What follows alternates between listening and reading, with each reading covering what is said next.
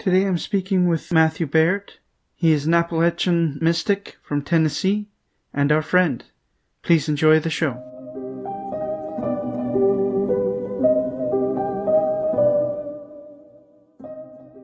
Welcome, Matthew. It's really nice to have you on. Glad to be here.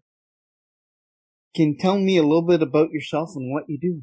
Well, I actually live in a small rural area known as the Cumberland Plateaus in Tennessee in the United States.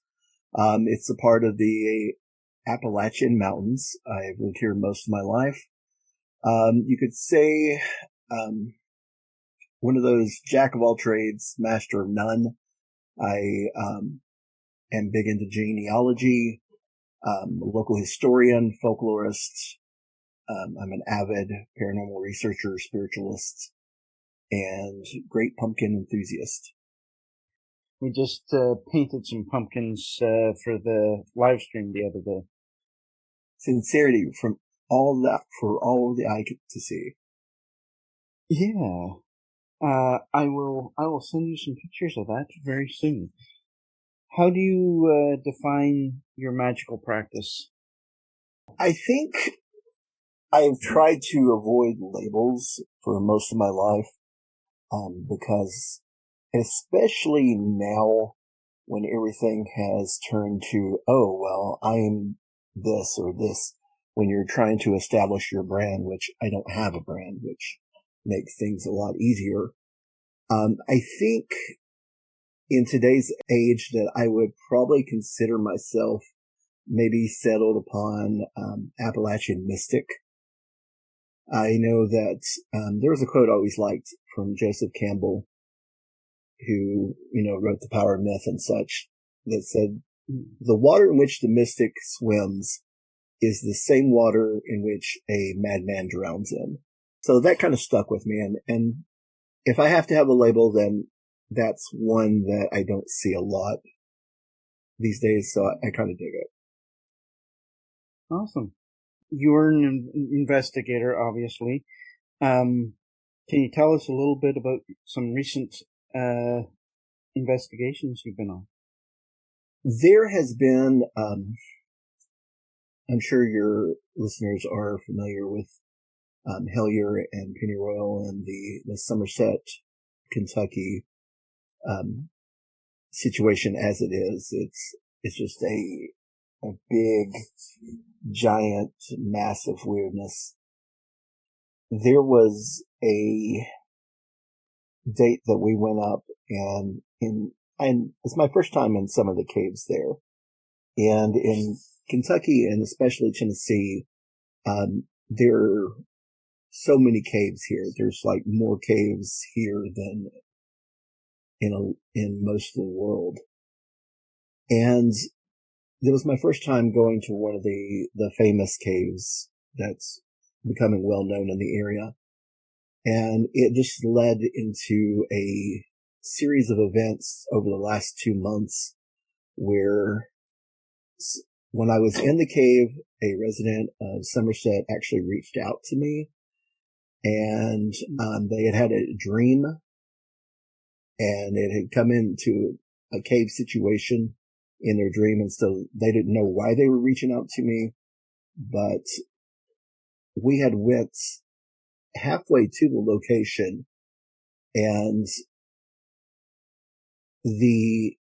it's as the entire forest was saying, stop, you don't need to go any further. And I was really hoping to go back up before Samhain, but it just so happens that today of all days that we record this, that the person sent me a message and said, what I wanted to show you is gone now. Someone took a chainsaw and removed it from the area.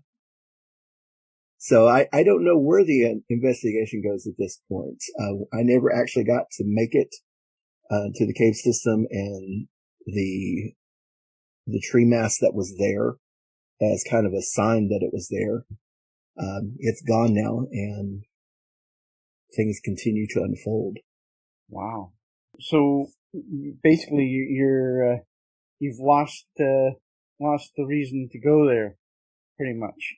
That's the interesting part of it. In her estimation, she sent me, and what she had been calling it was the fawn, because the tree that had uprooted by this cave system was in the shape of a fawn. That was her sign that something was there. Someone has removed that now, and as I had pointed out to her, that doesn't mean that the spirit is gone from the area, just the sign that was calling out to you to find.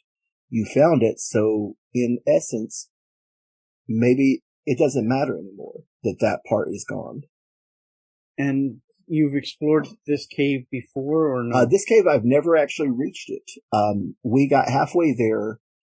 You have to go through a creek bed, and a lot of researchers will tell you that there's things you look for, especially in this area, which is limestone, things that are near railroad tracks, and running water.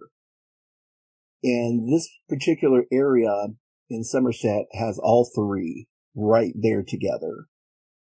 And you have to actually go through the creek bed to get to this area. So someone has went through the creek bed with dropping temperatures now that it's October and took a chainsaw and removed this. Took it where we don't know. But I've never actually got to the cave. I'm hoping to go there still. But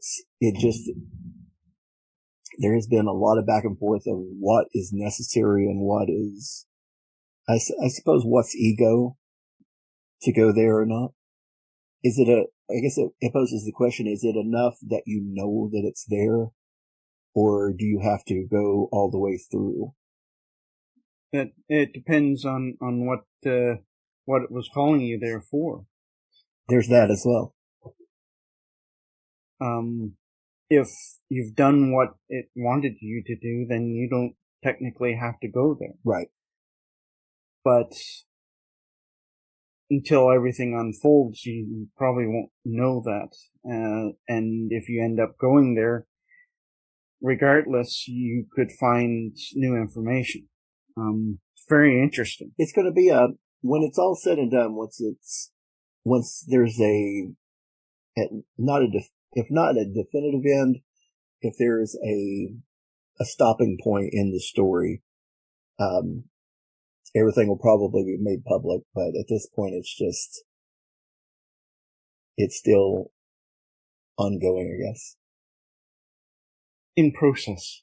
In tandem, exactly. In tandem, yes. In asking that last question, I skipped over the question I was supposed to ask. Can you tell us a bit about your the traditions of your family and area you grew up? I live, as I mentioned, in the Cumberland Plateau of the Appalachian Mountains. I live in a large county with a small population. This was part of a train town at one point between Cincinnati, Ohio, and Chattanooga, Tennessee. That also included Somerset. Somerset was one of the stops before you got to the stops in my county. But once the train died down and the interstate bypassed our county, it became lesser known. It became especially more rural. We've only got one big store, which is the Walmart. And it's between what they call the Daniel Boone National Forest and the Big South Fork River and Recreation Area. So we're kind of the town in the middle of these large forest areas.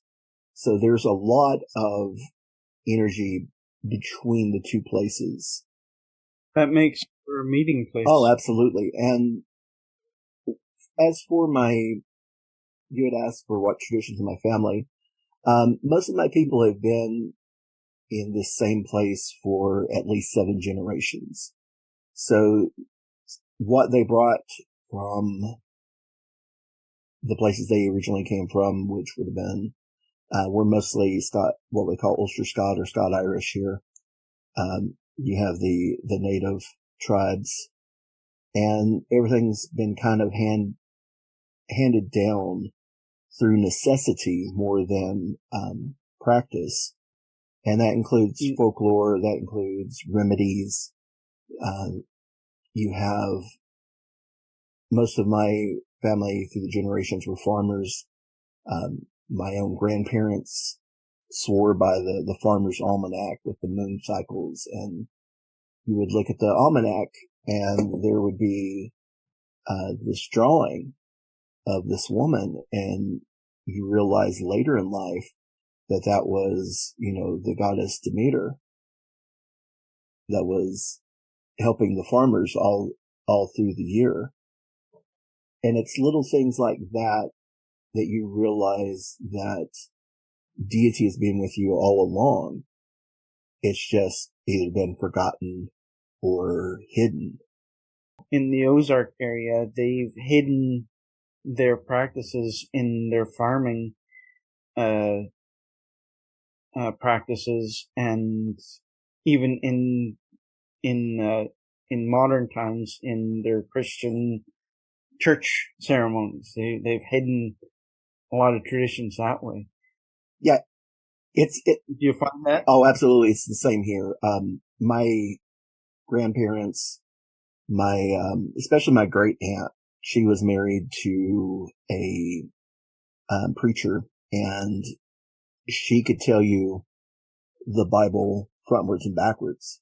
But then she would also do a form of divination where she would flip through the Bible, and then she would stop on a page and she would pick a passage, and that would speak to her on what her question was, just like someone would maybe use tarot or other divination means. That she used her Bible.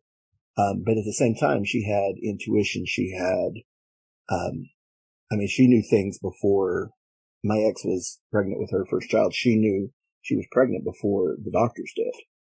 The signs would be obvious to her more. Right. That's interesting. What folklore is prevalent in your area? There's a lot of, there's a book by Charles Edwin Price that's called, Haints, Witches, and Boogers. And that pretty much, other than, just normal folklore of, and remedies, then you'll have your haints being ghost stories, witches. The witch thing goes all the way back to, especially in this area with the Southern Baptist Bible Belt, where you have the King James Version, where it introduced, thou shalt not, suffer a witch to live. And so in this area that was so superstitious anyway, everything was blamed on witches even later here than it would have been in other areas of the country, because we kept a lot of our superstitions and such. And the boogers were just what we're now calling, Bigfoot and other cryptids and such. The folks that were seeing them back then, they just had their own colloquialisms. Wild man, stuff like that. Yeah, the Tennessee wild man is what before I even knew what Bigfoot was, I knew about the wild man. I knew about Dark 30. I knew about these local things that I was supposed to watch out for at night. And then later on, I grew up in the late 70s, early 80s, and that's when you would have things like In Search Of, and you would say, oh, here's Bigfoot, and here's this, and here's this. And you're like, oh, okay. And you would learn that these places had the same legends, but under different names. Yeah. each town, each village would have its own concept of the same thing. Be the same as the town deity or something like that as Oh, well. absolutely. Here, it seems to be Hecate. There's like 13 different places named Hecate in the greater Vancouver area. That's crazy. Yeah. And it all spun from a ship that was named Hecate that got marooned for a short period of time, and the captain really loved the island and the area, and created a whole buzz, and now there's 13 locations, including a mountain named Hecate. That there would be 13. That just is kind of like the icing on top. Yep.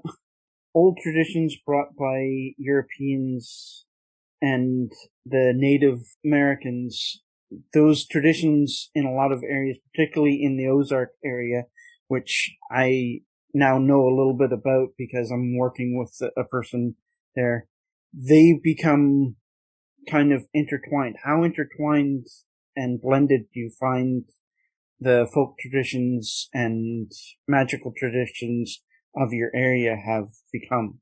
Oh, absolutely. You can't have one particular set just come in and be there. Like, as an aside, I was reading today, they were talking about the Jack Daniel whiskey distribution center, and that Jack Daniel learned his craft basically from a slave that was still hadn't been freed as of yet, and so he's learning through his own traditions to make, that he knew to make whiskey, and he's learning, how to distill it through this African American and their traditions. In this particular area, it's becoming kind of a fad that what we do here is maybe like a hillbilly hoodoo, or I know there's a local author that's become popular recently with backwoods witchcraft, and a lot of people call it granny magic.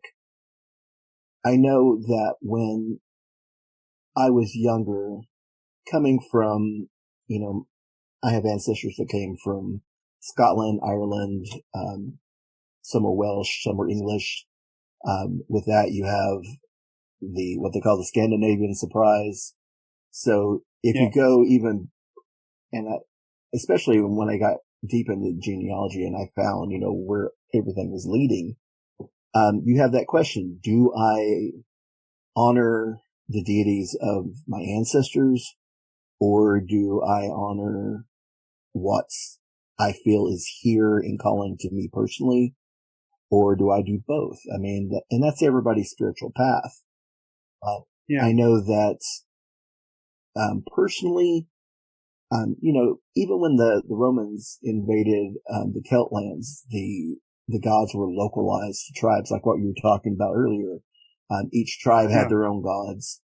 A lot of them would have links to sacred forests and water paths that were important to them. We're the same here. I mean, it's mainly, I guess most folks in this area, especially being in the Bible Belt, it's a definite mismatch of different beliefs. Personally, especially in the last 5 years, I've been really called to Grandmother Spider. I know that Carninos has been very instrumental, and even a deity that isn't really native to this area, I associate with the trickster Raven. With Raven, that would bring in a native aspect to it, which, and Grandmother Spider as well. Those would be part of the land. They would, the native community, in that area was very, they stayed in that area for a long time and then were moved out as Europeans came in. And, a lot of, it's a Shoshone, people in your area, isn't it? Mainly there were the Cherokee, the Creek, and of course before that we had the Hopewell and the Adena. Those were mainly the ones around here.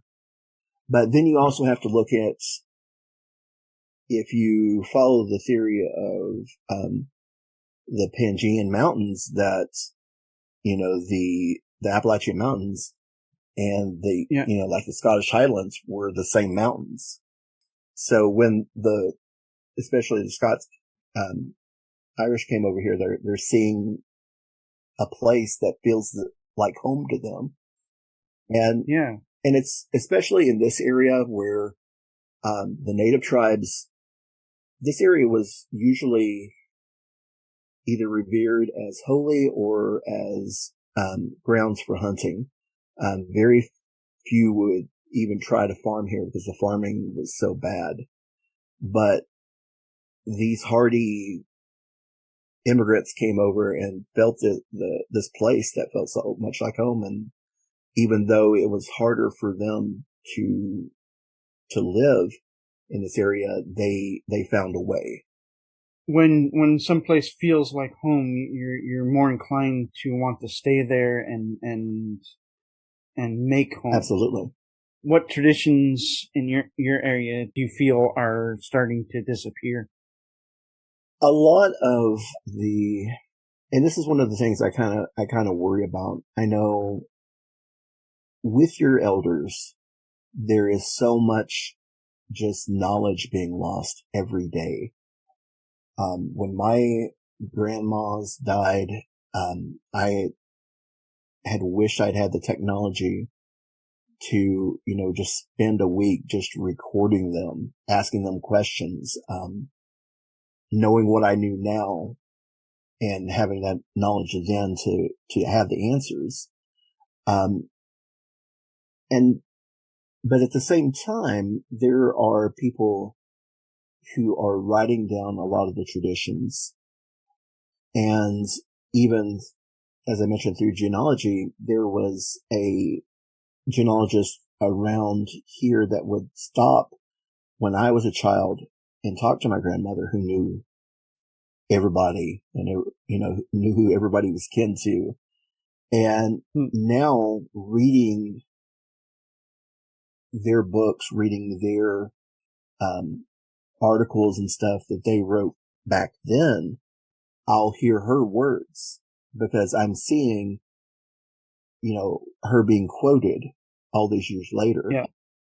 And that's why I think that's kind of why I do what I do, is for my part to pass on what I know.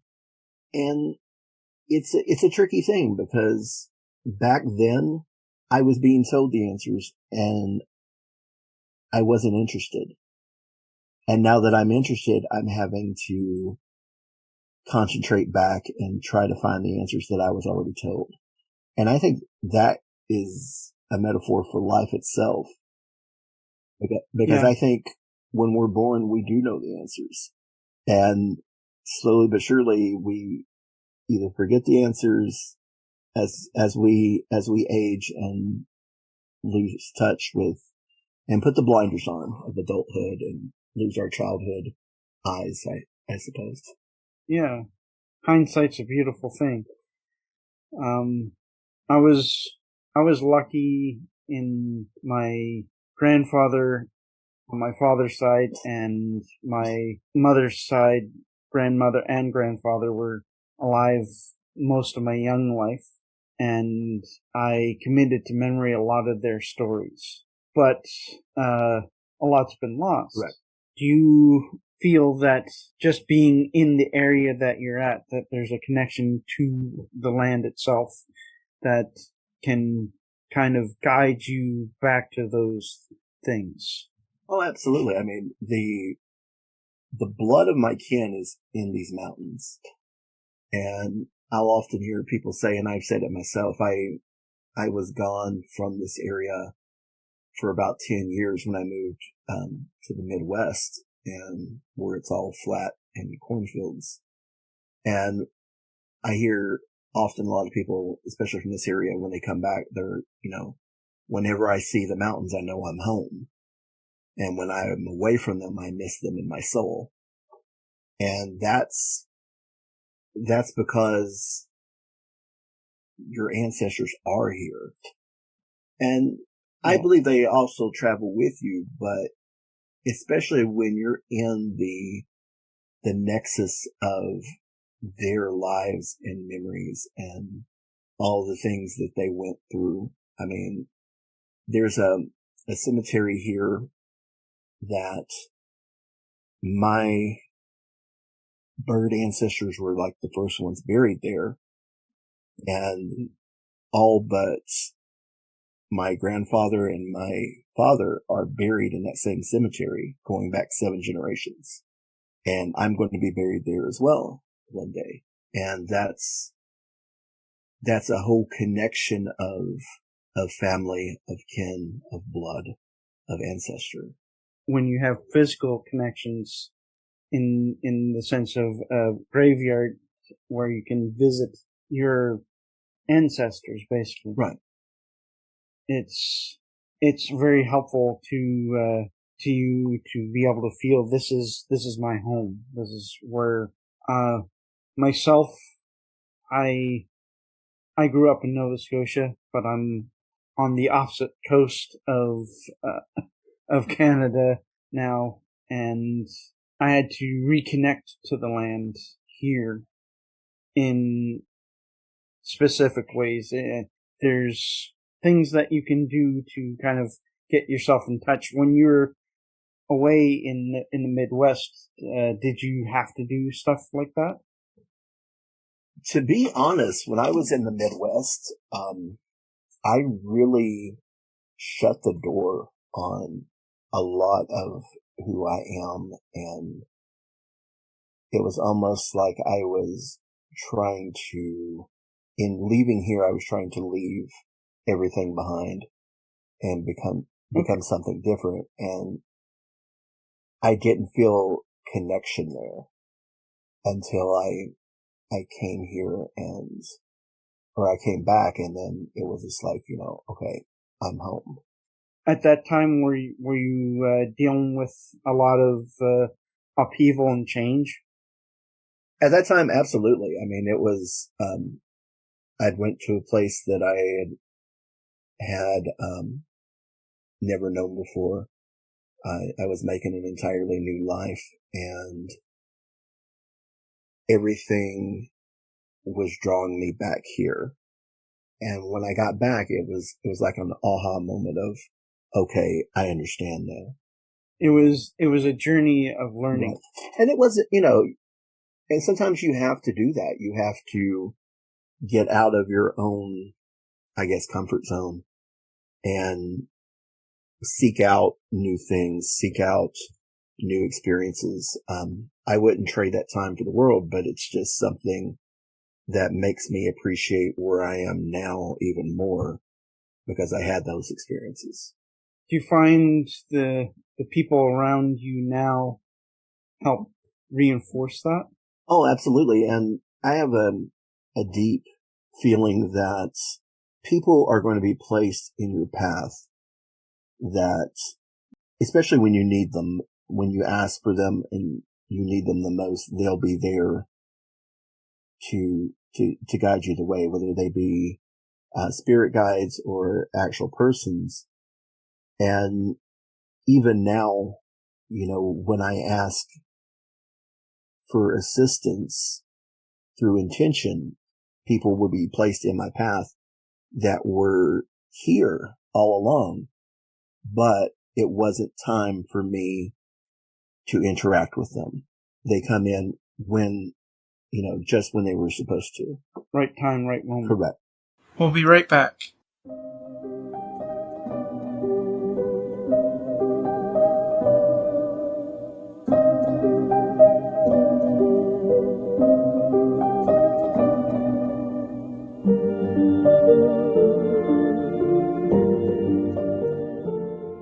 Welcome back.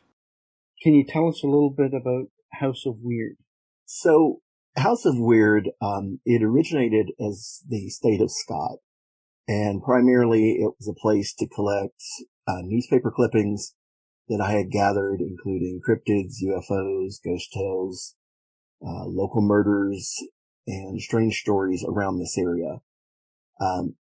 And as time went on, it kind of evolved into less about this particular county and more about, my experiences here and the things that influence us from the past and the future. Like, sometimes in House of Weird, I'll do theme weeks, topics that lead to other topics.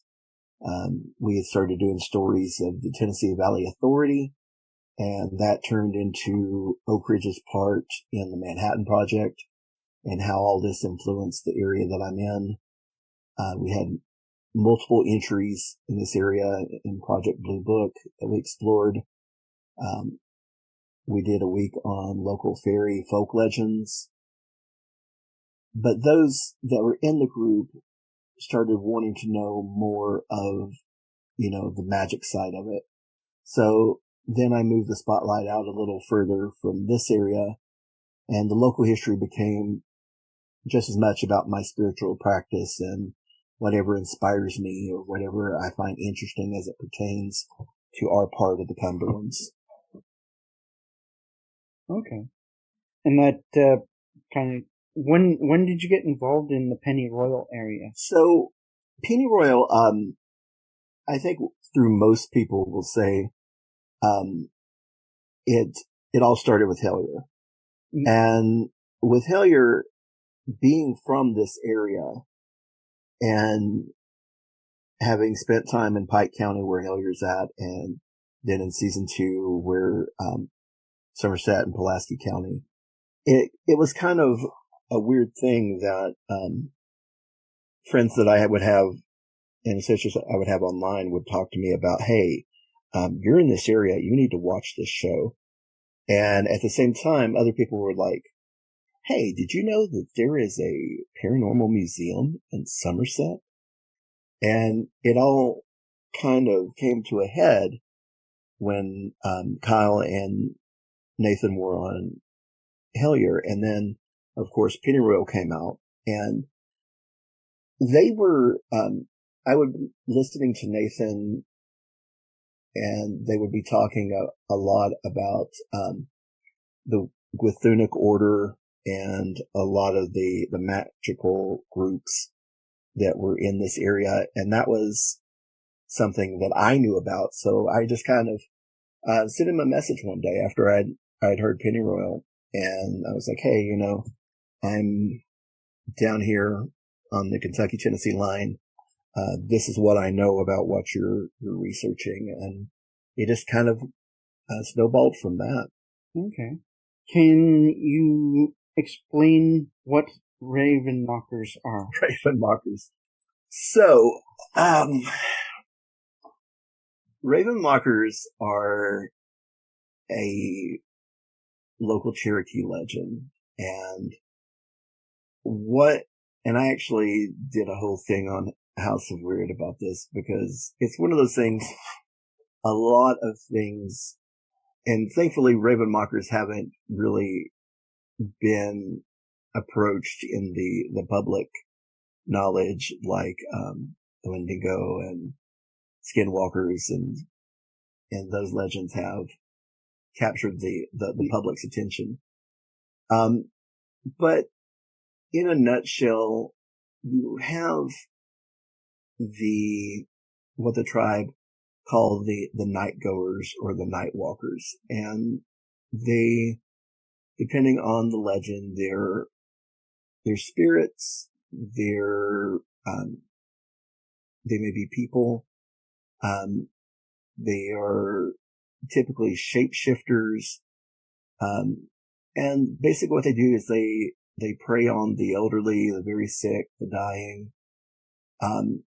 And part of the legend is that they devour the heart of the victim.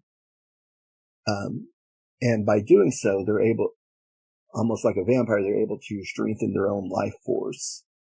And they can extend their own life by doing this. The ways to, when they feast, they're usually invisible, or sometimes they're in the form of a raven. When they're in the area, they imitate a raven's sounds, which is why they're called the raven mockers or raven imitators. And typically you have people in the tribe that have good medicine are able to see them, are able to stop them.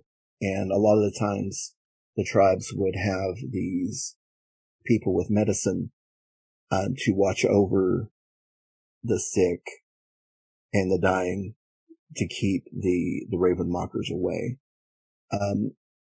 I anticipate that in the next 10 years, you'll see a lot more about them once the movies for the like Antlers is coming out for the Wendigos. So you'll probably see a Ravenmocker story or movie pretty soon. That'd be interesting. A lot of these myths, especially the Ravenmockers, brought to attention. There's a man by the name of James Mooney. He had a book that came out called Myths of the Cherokee, and a lot of the stories from the tribes came from there. But there's a lot that we don't know outside the tribe as well. So, as with anything, it's hidden knowledge. With that, do you find that the myths of your forebears have kind of mixed with the native myths in the area to create new archetypes of creatures and fairies? I think it's all subjective. I mean, ultimately, I think that, especially, let's take for instance, Carunas. There's very little actually written about the deity, but people even today are rediscovering or have kept Uranus in their practice.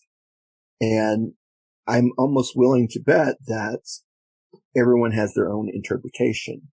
The point's been made when I had discussed with Nathan on this is a lot of the times we bring our own needs to the deity or the archetype, and we don't ask what, is required by them. We're putting our own ideas upon them. So if we look at it that way, even with folklore, my story may differ from yours. So how are we really to say what's correct, what's incorrect? That's true. And that even goes to Christianity, because, look at all the different branches of Christianity, and one will believe this, they don't believe this. Another will believe things this way. And even the interpretations of Jesus himself differ from nationality to nationality and area to area. We tend to create our own interpretations based on our life experiences and the influences immediate to us. I think that ultimately everyone's path of spirituality is their own to tread on. And we can sit and argue that this deity is supposed to be this way, this deity is supposed to be this way, but we're all living our own version of reality. When working with your ancestors in your own practice, does the current events affect how you interact with them? Has it, since Hellier came out, has it changed how you deal with spirits and fae and everything in that area? I don't think so. I think that ultimately, especially with Hellier, you had 5 individuals that were not from this area, and they had their own experience here. They had their own feelings, like Connor, for example. As soon as he got to Somerset and talked to Nathan Kyle, he was like, "I'm done. I'm out of here. This whole place is," and that's his reality. And with me, I've learned things especially from the Pennyroyal guys, on my researcher side. They are a wealth of knowledge. When I go to town and we have a beer, I always regret not recording it because so much is covered, especially from Nathan, because once he gets wound up, once he gets excited about something, he just goes, man, and you're like, yeah. Yeah, you're along for the ride. But to answer your question, I think that I've learned a lot about the area that I didn't know from Pennyroyal. I don't know that it has changed my practice, but I know a lot more eyes are on this area. There will be a lot more people coming to this area that did not know about the power source here. I know I didn't know about it until watching Hellier. Right.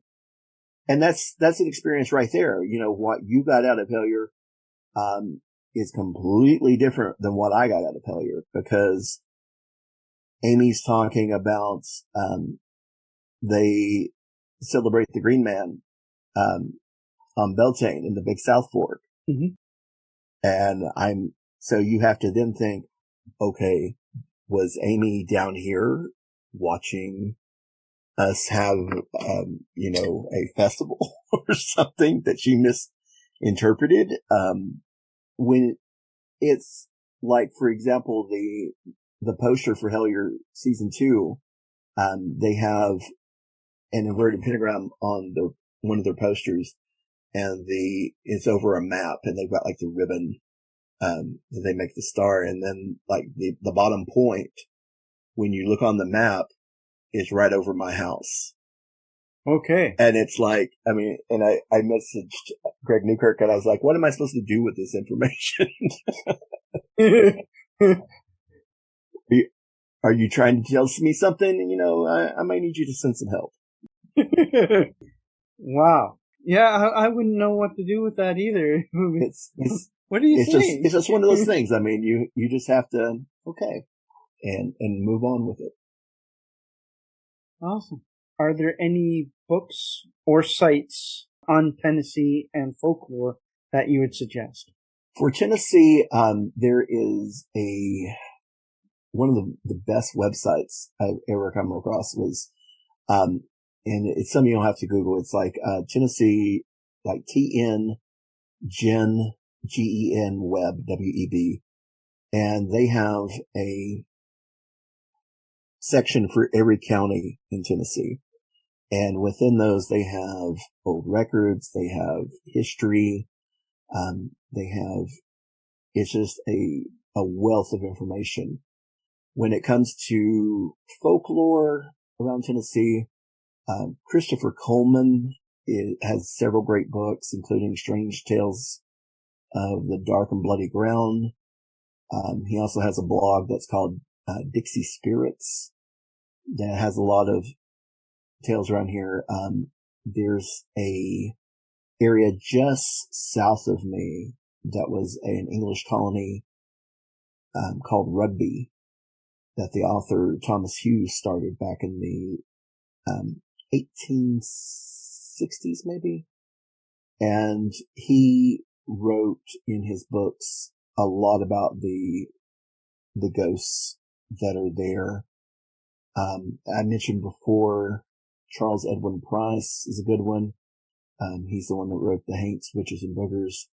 But a lot of, especially with the advent of the internet, it's all there to find. You just have to look it up and have some time to go down the rabbit hole. But Tennessee, and especially with us being so close to the Kentucky border, I don't tend to see the pennyroyal stories as different from my stories. And on a larger picture, I don't see the Ozark stories being different from the Appalachian stories because, especially in Kentucky and Tennessee, the quartz goes from Pulaski County all the way down through my area. The cave systems are all part of the same thing. Lines were created by men, and we can put and we have a lot of, especially now, we'll have a group that'll be, Tennessee hauntings or something, and something will happen 2 miles from the state line, but that's not considered because, that's in Kentucky now. And people tend to think that, this county is different from this county and this state is different from this state, or even this country is different from this country. But the land is all connected. So what you even found when you moved, that, you had to just reconnect and it was still all there. Yeah. With your own practices, do you find that things have kind of ramped up in the last while? Absolutely. There has definitely become, and I think that, what we're doing, what you're doing, what I'm doing, what Pennyroyal's doing, what Hellier did, I think that is all feeding into that as well. I know in this particular area, especially Asheville, North Carolina, in that area, it's becoming the new Sedona because so many eyes are open to this area now, and it's just ramping up. And I think that we're in an age where everything's ramping up anyway. The native tribes, the elders of our ancestors, they knew where all these places were. These places were sacred, and these places are waking up again. And we just have to take note and turn off all our electronics and actually go outside and reconnect. And that's kind of, I think, where we're at now is who's going to win. Will it be technology, or is it going to be nature? Because we're getting to that point where it's going to have to be decided. And I know with what Pennyroyal is doing, those guys, they claim they don't know anything about magic, but they're doing technomancy every day. Exactly it. I think at some point we're going to end up with a blend of both. I hope so. I hope it can coexist. I hope that we get to the point where we stop meddling and just find a way for everybody to have their own reality. And maybe that's the key with everybody having their separate reality. We just have to agree on coexisting and everything will be relaxed and groovy. I've talked with Einar Selvik about the same subject.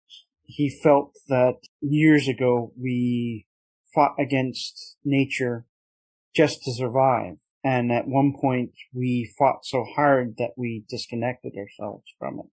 And the spiritual journey since then has been kind of like, it kind of mirrors your journey. You had to get away from where you were at to grow enough that when you came back to it, you understood that connection. You understood why it was home. Absolutely. And he's absolutely right. I think to add to that thought, that when we basically committed genocide against an entire race of people, here in the States that, that was a war on nature as well, because they lived with the land. They lived with, the New Guinea, which was basically the same as the little people of Ireland and Scotland. I mean, they knew about all this.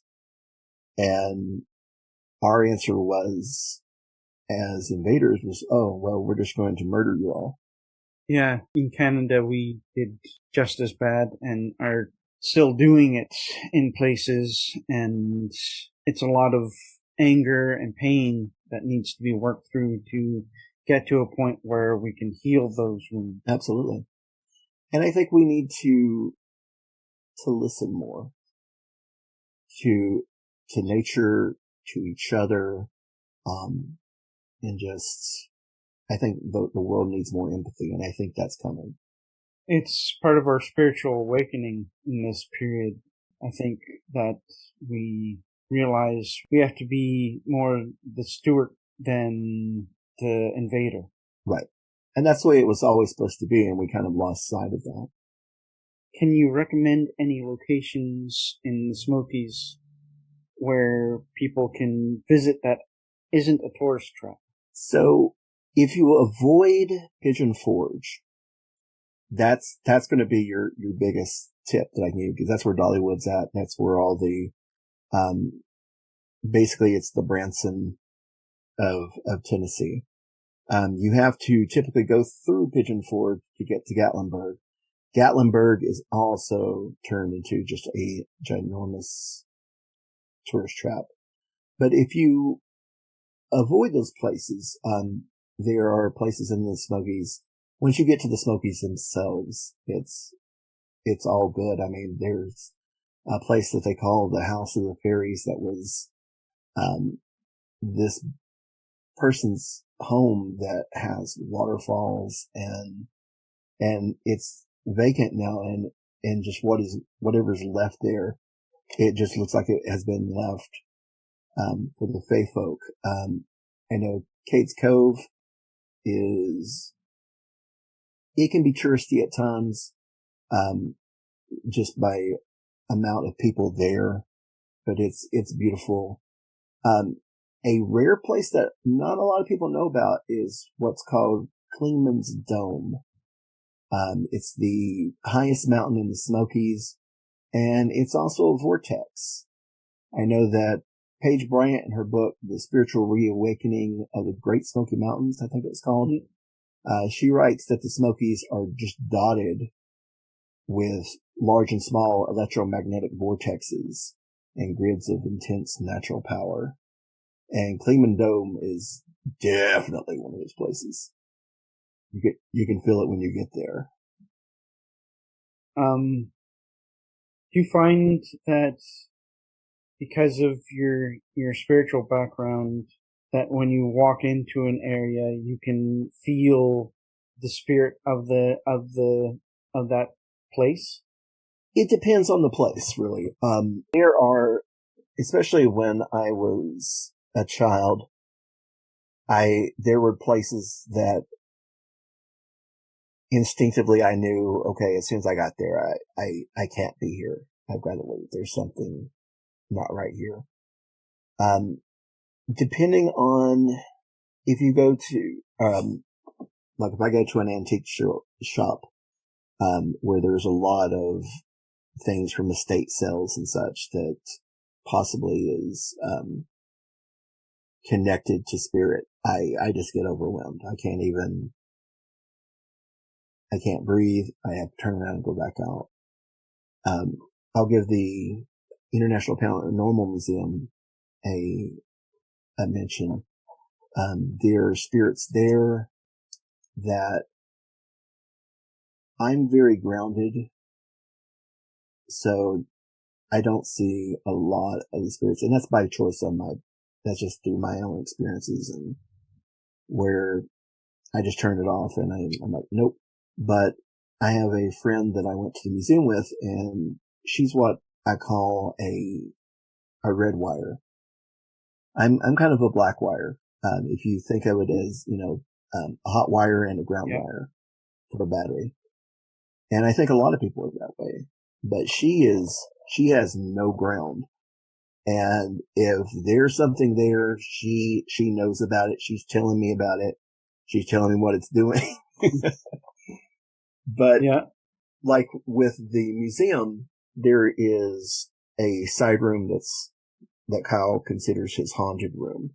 And when I go in, you can feel a change in the air. You can feel a change, you can feel the energy change, but it's not an unpleasant energy.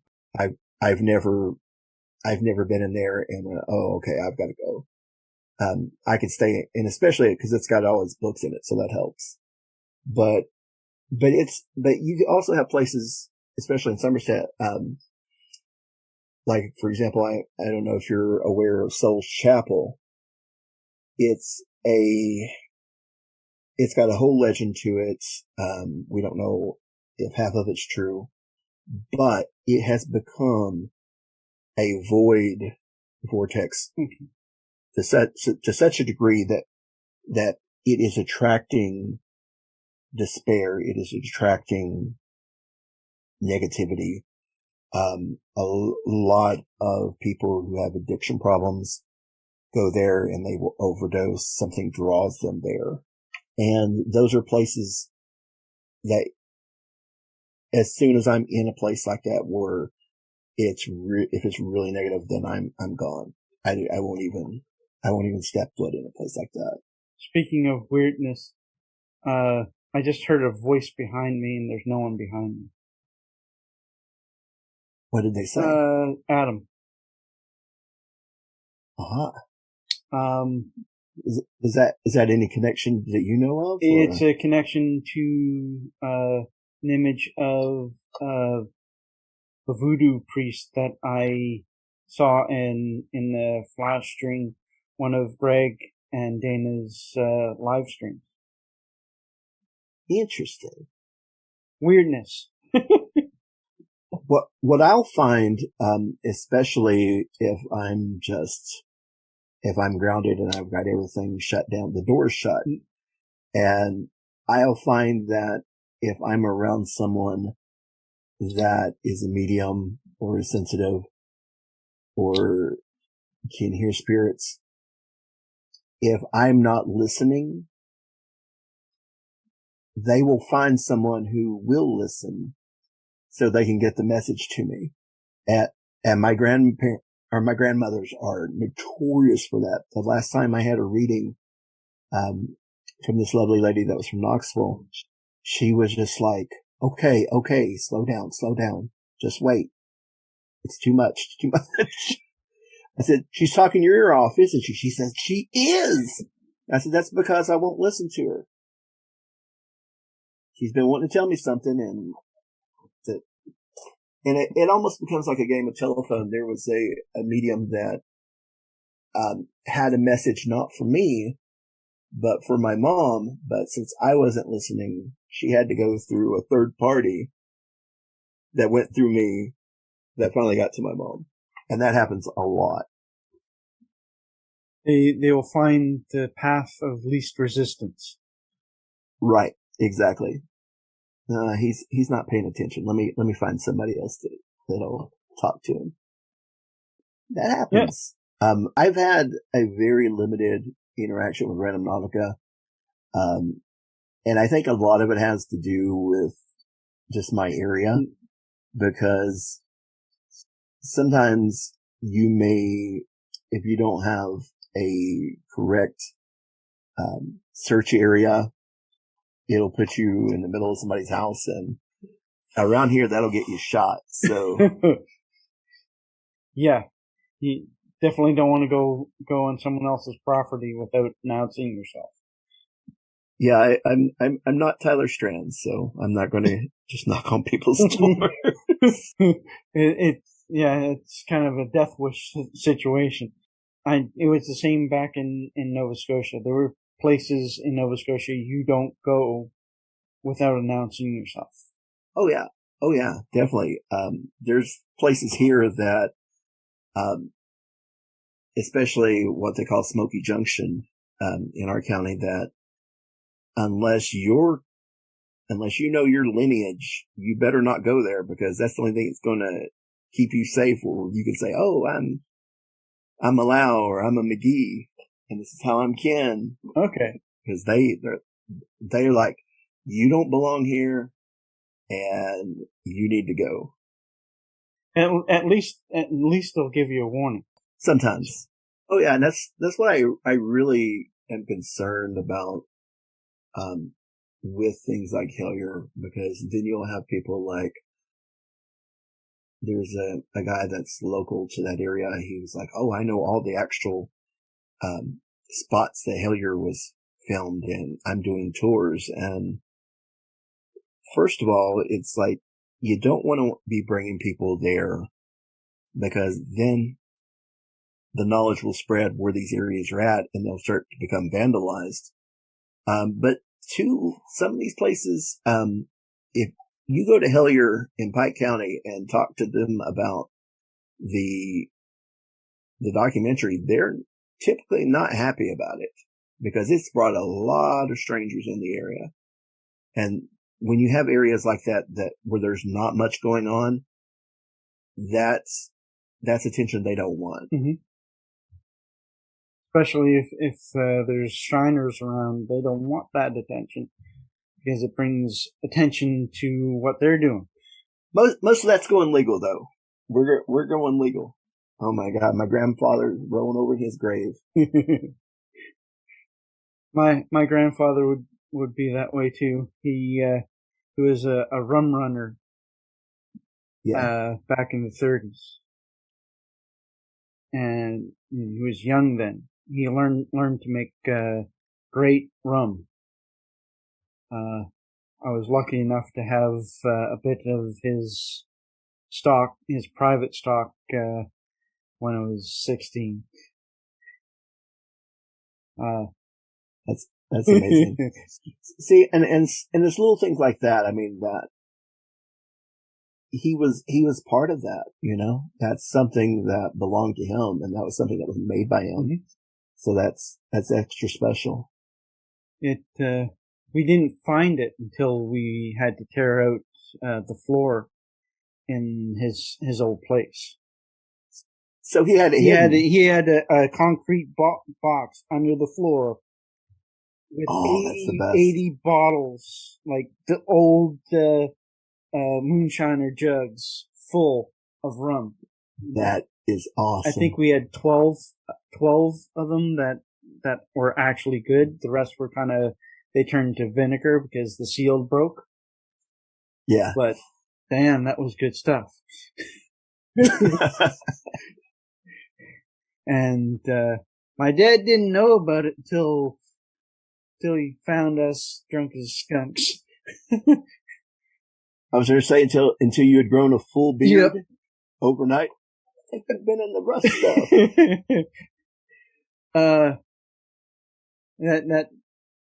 That ended with me having to clean out a car that was ate by a dog and left in the heat for a couple weeks in August. Oh. It was bad. He couldn't even go near it without yakking his face off. So that was my punishment for getting drunk underage. I don't know if that was worth it, but I'm going to say it was. Yep. I can look back and laugh now, but needless to say, I didn't touch a lick of liquor until I was 20. That's what my mom told me when I was young, that beer was made out of rotten apples. And when I became a teenager and started to want to drink, that's all I can taste. Even to this day, I'm like, man, this is nasty. I can't drink this. Rotten apples. Huh? Rotten apples. That's a good way of stopping kids from drinking, that's for sure. Because everyone knows that taste. Yep. Are there any projects that you're working on right now that are new that you're willing to talk about? My main project It's kind of my passion project, I should say. It's called the Caretaker Project. It's continuing to grow. It started earlier this year on the basis that we believe that only by cooperation and changing the current culture of ghost hunting and international paranormal groups can we debunk local urban legends and other incorrect information that are being placed on individuals that are buried and attributed to the areas that are negatively affecting the burial areas, including cemeteries, graveyards, mounds, and other sacred locations. We had talked about today about the guy that was attributing the witch legend to this grave. And even after me totally debunking it, he was like, well, I don't know about all that. Well, it's called facts, dude. You can, listen, I love folklore. I mean, I am all about it. Tell me a ghost story. Tell me, about the ghost lady of Brimstone and what she did. But once you start placing it on a person who was a completely normal person, in life, and you put this on this grave, you're doing a disservice to that person's memory and to that person's families. And what really got me started was there's an area in the next county over that's called Red Ash. And it's, over the last 10 years, has gotten a lot of notoriety. Some paranormal investigators went there. They wrote about it in their blogs. And over the last 10 years, it's kind of been like a game of telephone, where it started of, hey, we may have got some evidence of apparitions or something, to, okay, there's a witch grave there are hellhounds, there are an 8-foot goat man with a blazing red pentagram carved on his forehead. And it brings people, because they see this stuff on the internet and they believe that it's true, and they go to this little cemetery that's just like every other little cemetery in this area. It's creepy to some because it's kind of forgotten, but the families of these people are still there, and these people are coming in and they're doing their ghost hunts and they're getting their views on YouTube. And then other people are seeing this. They're wanting to go there to get scared. They're wanting to vandalize and destroy stones. And the Caretaker Project, basically, I've been spending most of this year writing essays on why you shouldn't ghost hunt in cemeteries and bring attention to a lot of the things that are happening on the internet that is causing, real harm to these areas. It's disrespectful, really, to put a false narrative on people. Absolutely. And particularly on people that can't defend themselves because they're gone. Right.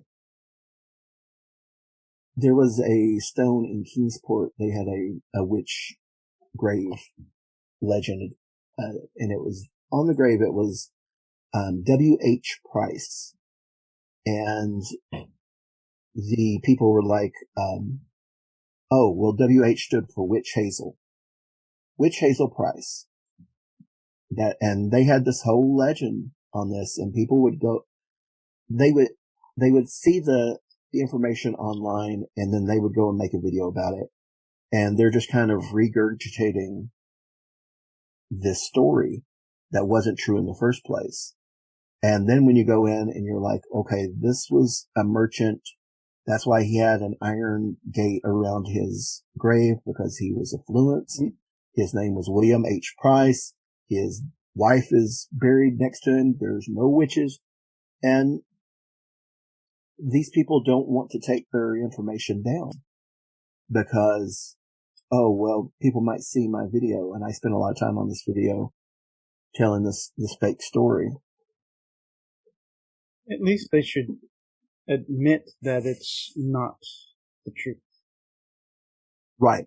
At the very least. But this year we tried to, speaking of Red Ash, we tried to set up interest in going and, cleaning the graveyard, making sure everything was mowed, cleaning the stones, and people, I know we're in a really weird time, but people are more interested in going there to be scared than they are to actually do something about it.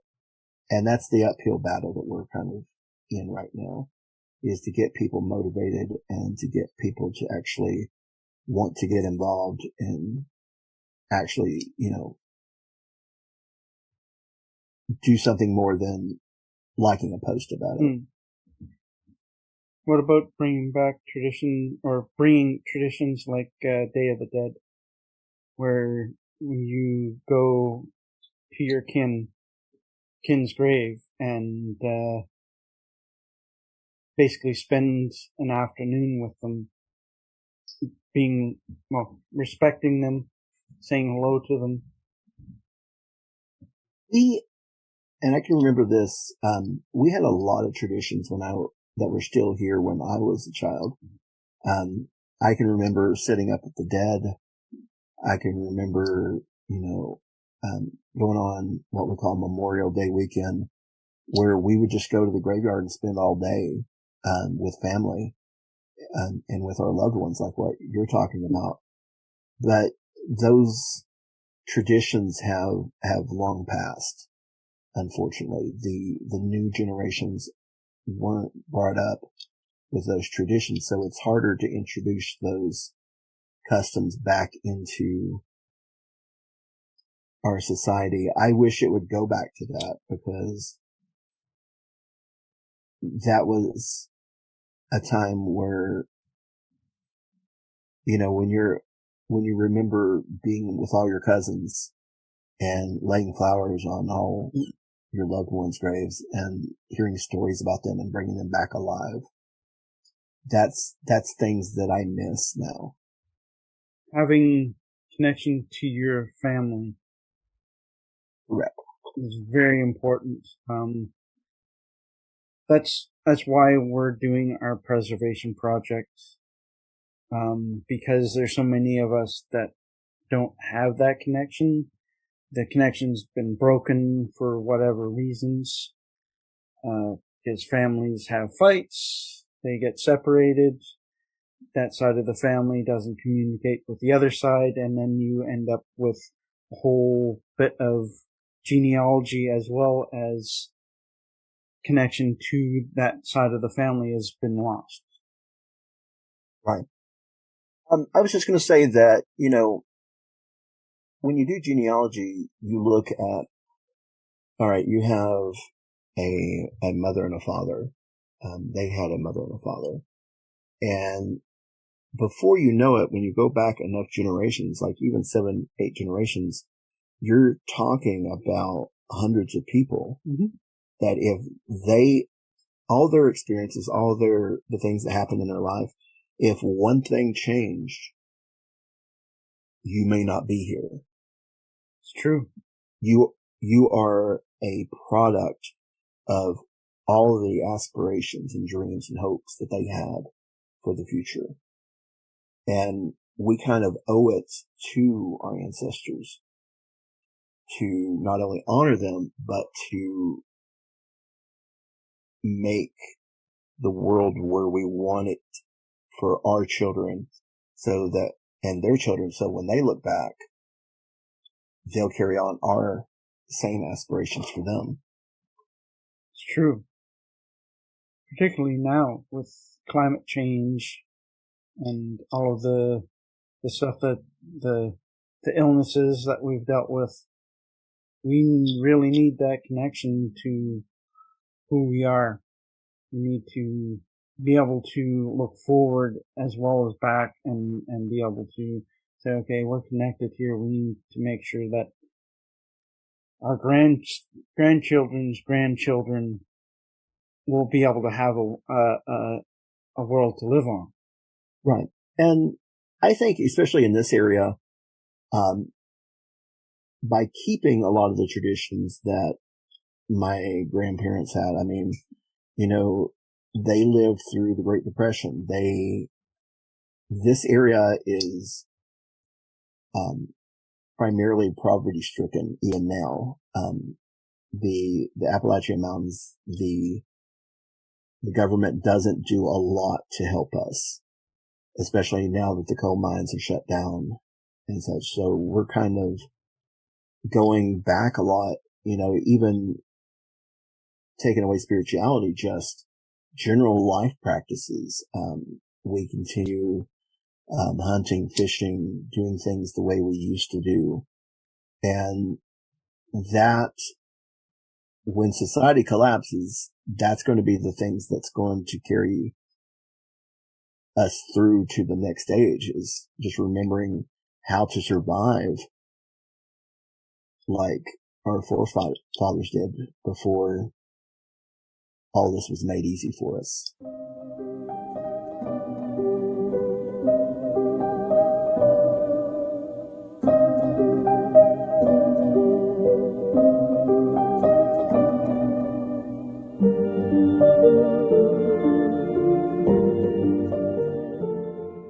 Speaking with Matthew today was great.